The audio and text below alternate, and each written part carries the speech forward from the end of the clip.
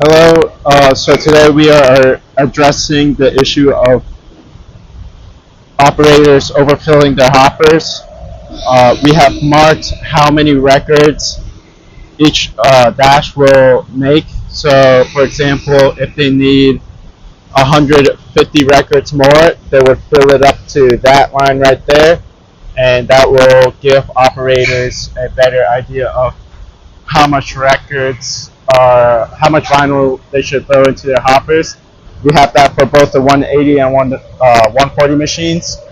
And by doing this, it gives the operators a better visualization of how much vinyl they should be throwing into their hoppers. This will help reduce the amount of wasted material that goes into our hoppers. So if the job only calls for 200 more records, they should fill it up to here and not up to here.